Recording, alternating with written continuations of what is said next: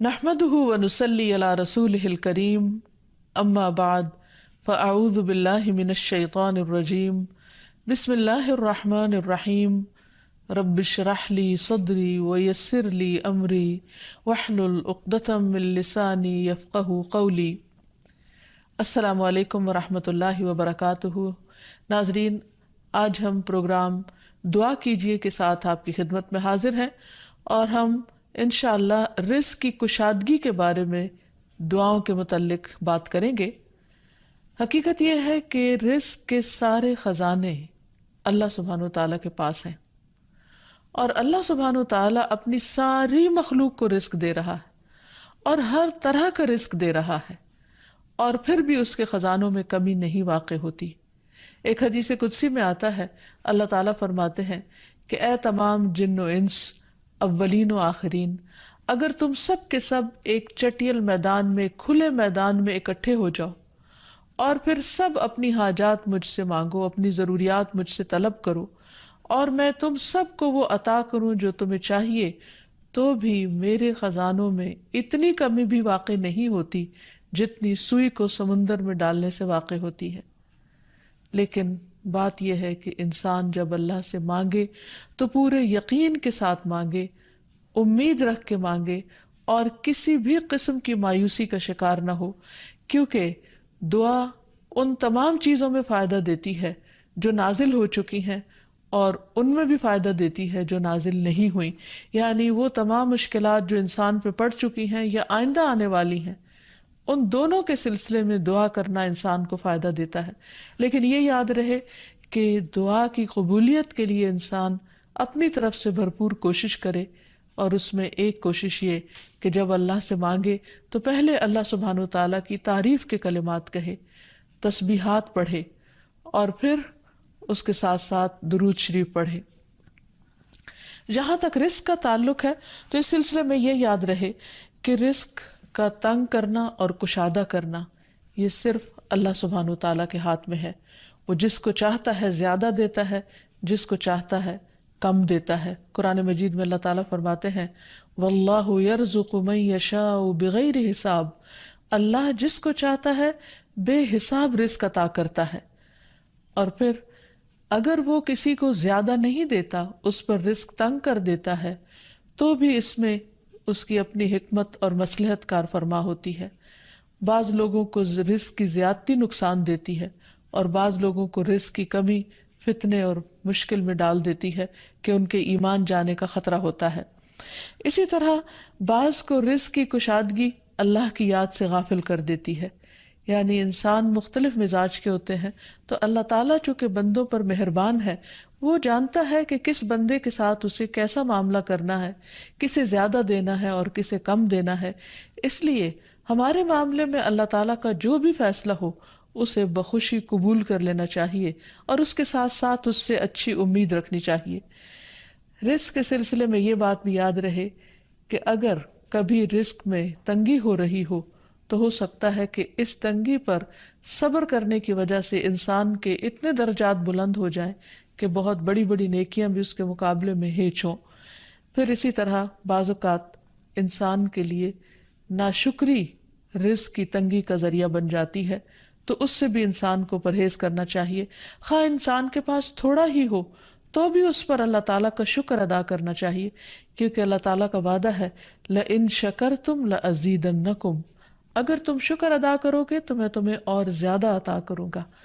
क्योंकि हर इंसान जिसके पास जितना भी है वो अमूमन कमी का रोना रोता रहता है। इसीलिए हमें ये सिखाया गया है कि रिज़्क़ के मामले में हम यानी दुनियावी मामलात में अपने से नीचे वालों को देखें कि उनके पास क्या है। तो इंसान के पास जो कुछ भी हो, इंसान उस पर राज़ी हो सकता है, मुतमईन हो सकता है, खुश हो सकता है और अल्लाह ताला का शुक्रगुजार हो सकता है। और ये हमेशा याद रखे कि असल में अर्रज़्ज़ाक़ तो अल्लाह ताला ही है। इसलिए जब भी रिज़्क़ के मामले में किसी भी किस्म की कोई मुश्किल हो, ऊंच नीच हो, तो फ़ौरन अल्लाह ताला की तरफ इंसान रुजू करे और अल्लाह ताला से खूब खूब दुआएं करे, क्योंकि वो दुआओं का सुनने वाला है, करीबुन मुजीब है, बहुत करीब है और हर बात का जवाब देता है। ایسا نہیں کہ وہ انسان کی دعا کو نظر انداز کر دیتا ہے، اور یہ تو اس کا خود حکم ہے، وَقَالَ رَبُّكُمُ ادْعُونِي أَسْتَجِبْ لَكُمْ، تمہارا رب کہتا ہے کہ تم مجھ سے مانگو تو میں تمہاری دعا قبول کروں گا۔ تو ہمیشہ ہمیں یہ یاد رکھنا چاہیے کہ رزق کی کنجیاں اللہ تعالیٰ کے پاس ہیں۔ فرمایا لَهُ مَقَالِيدُ السَّمَاوَاتِ وَالْأَرْضِ يَبْسُطُ الرِّزْقَ لِمَن يَشَاءُ وَيَقْدِرُ إِنَّهُ بِكُلِّ شَيْءٍ عَلِيمٌ، آسمانوں اور زمین کی چابیاں اسی کے پاس ہیں، وہ جس کے لیے چاہتا ہے رزق کشادہ کر دیتا ہے اور جس کو چاہتا ہے تنگ کر دیتا ہے، بلا شبہ وہ سب کچھ جاننے والا ہے۔ اور پھر تمام مخلوقات کے رزق کی ذمہ داری اسی پر ہے۔ فرمایا وما من دابۃ الا علی اللہ رزقها، اور کوئی جاندار ایسا نہیں کہ جس کے رزق کا ذمہ اللہ کے اوپر نہ ہو۔ کوئی ایک چھوٹی سے چھوٹی چونٹی اور اس سے بھی چھوٹی مخلوق، ان سب کو وہی کھلاتا اور پلاتا ہے، وہی زندگی دیتا ہے اور زندگی کے اسباب مہیا کرتا ہے، لیکن اکثر لوگ اللہ تعالیٰ کے اس اختیار سے لا علم ہیں۔ اسی لیے اللہ تعالیٰ فرماتے ہیں قل ان ربی یبسط الرزق لمن یشاء ویقدر ولکن اکثر الناس لا یعلمون،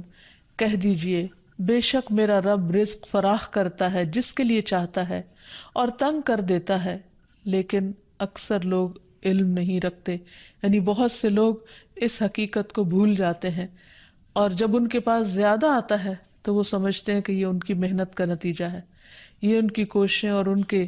سمجھداری ہے جس کی وجہ سے ان کو زیادہ ملا ہے، اور اگر کسی کے پاس کم ہوتا ہے تو عموماً لوگ سمجھتے ہیں کہ یہ اس کی اپنی حماقت اور بے وقوفی کی وجہ سے یا ناسمجھی کی وجہ سے اس کو نہیں مل رہا۔ حالانکہ بعض اوقات اللہ سبحانہ وتعالیٰ انتہائی ناسمجھ لوگوں کو بھی بہت کچھ عطا کر دیتا ہے، اور بعض اوقات بہت زیادہ پڑھے لکھے سمجھدار عقل مند لوگ اپنے 2 وقت کے کھانے کے لیے بھی پریشان ہوتے ہیں۔ حقیقت یہ ہے کہ اللہ سبحانہ وتعالیٰ جسے چاہے خوب نوازے، اور دینے سے اس کے خزانوں میں کوئی کمی واقع نہیں ہوتی، اور یہ اس کی اپنی مشیت اور اس کی اپنی چاہت ہے۔ وہ چاہے تو اپنے نافرمانوں کو بہت کچھ دے دے۔ ہم دیکھتے ہیں کہ دنیا میں بہت سے لوگ اس کی ذات کا بھی انکار کرتے ہیں، اس کے آگے سجدہ بھی نہیں کرتے، اس کی راہ میں کچھ صدقہ خیرات بھی نہیں کرتے، لیکن اس کے باوجود ان پر رزق برستا ہی چلا جاتا ہے، کیونکہ اللہ سبحانہ وتعالیٰ ان کو ڈھیل دیتا ہے۔ پھر اسی طرح اللہ تعالیٰ نے ہر ایک کا چونکہ رزق مقرر کر رکھا ہے، تو جن کے حصے میں زیادہ دیا یا زیادہ رکھا ہے، وہ ایسا نہیں کہ ضروری طور پر ان کی کسی نیکی کی وجہ سے ہی ہو، وہ اللہ تعالیٰ کی تقسیم کی بنا پر ہے، اللہ تعالیٰ کا اپنا فیصلہ ہے جو اس کے حکمت پر مبنی ہے، جسے انسان نہیں جانتے، کیونکہ اللہ تعالیٰ نے ہر انسان کا رزق مقرر کر رکھا ہے، اور جو انسان کے مقدر میں ہوتا ہے وہ اس کو مل کر رہتا ہے۔ اسی لیے جابر بن عبداللہ کہتے ہیں کہ اللہ کے رسول صلی اللہ علیہ وسلم نے فرمایا اگر ابن آدم اپنے رزق سے اسی طرح بھاگے جس طرح موت سے بھاگتا ہے تو بھی رزق اسے اسی طرح پالے گا جس طرح اسے موت پا لیتی ہے، یعنی اس کا رزق اس تک پہنچ کر رہے گا۔ اس سلسلے میں ایک بہت اہم بات یاد رکھنے کی ہے کہ انسان رزق کے معاملے میں ہمیشہ اللہ تعالیٰ کی طرف رجوع کرے، اور کسی بھی پریشانی کی صورت میں غیر اللہ کی طرف رجوع نہ کرے، یعنی اپنے دکھ، تکلیف، پریشانی، اس کا داستان، اس کے بپتا صرف اللہ تعالیٰ کو سنائے، اسی سے دعائیں مانگے، اور یہ مت سمجھے کہ اللہ تعالیٰ نہیں سنتا تو وہ کسی اور کے در پر جا کر اپنی مشکل بیان کر کے اسے مشکل کشا سمجھتے ہوئے اس سے اپنی حاجات پوری کروا سکتا ہے۔ قرآن مجید میں اللہ تعالیٰ فرماتے ہیں وَاللَّهُ جَعَلَ لَكُم مِّنْ أَنفُسِكُمْ أَزْوَاجًا وَجَعَلَ لَكُم مِّنْ أَزْوَاجِكُمْ بَنِينَ وَحَفَدًا وَرَزَقَكُم مِّنَ الطَّيِّبَاتِ أَفَبِالْبَاطِلِ يُؤْمِنُونَ وَبِنِعْمَةِ اللَّهِ هُمْ يَكْفُرُونَ وَيَعْبُدُونَ مِن دُونِ اللَّهِ مَا لَا يَمْلِكُ لَهُمْ رِزْقًا مِّنَ السَّمَاوَاتِ وَالْأَرْضِ شَيْئًا وَلَا يَسْتَطِيعُونَ، اور اللہ نے تمہارے لیے خود تم ہی سے بیویاں بنائیں، اور تمہارے لیے تمہاری بیویوں سے بیٹے اور پوتے بنائے، اور تمہیں پاکیزہ چیزوں سے رزق دیا، تو کیا وہ باطل کو مانتے ہیں اور اللہ کی نعمت کا انکار کرتے ہیں؟ اور وہ اللہ کے سوا ان کی عبادت کرتے ہیں جو نہ انہیں آسمانوں اور زمین سے کچھ بھی رزق دینے کے مالک ہیں اور نہ وہ طاقت رکھتے ہیں. تو اس آیت سے